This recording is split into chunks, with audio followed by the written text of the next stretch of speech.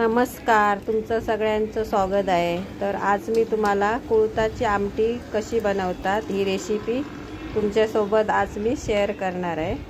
चला तर मग रेसिपीला सुरुवात करूया। हे मोड आलेले कुळीथ आहेत, हे बघा तुम्ही पाहू शकता। तर हे मोड आलेले कुळीथ मी आता उकडून घेणार आहे।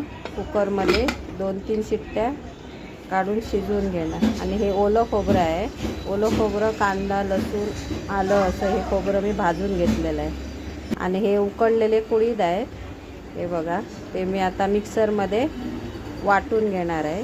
हे बघा अशा प्रकारे हे कुळीथ मी मिक्सरमध्ये वाटून घेतले, तुम्ही पाहू शकता।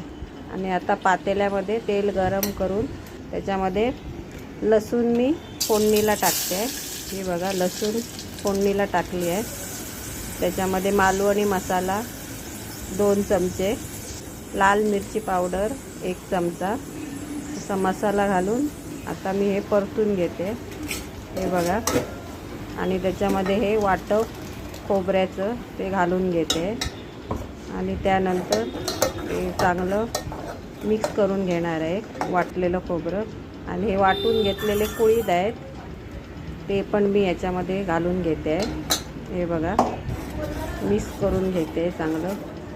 त्यानंतर हे उकडलेले कुळीथ आहेत ते घालून घेते आणि अशा प्रकारे ही आमटीला किती छान उकळी आले बघा, तुम्ही पाहू शकताय। आणि आता मी याच्यामध्ये कोकम घालून घेतलं आहे, हे बघा आता उकळी। रेसिपी आवडली असेल तर लाईक करा। Thanks for watching.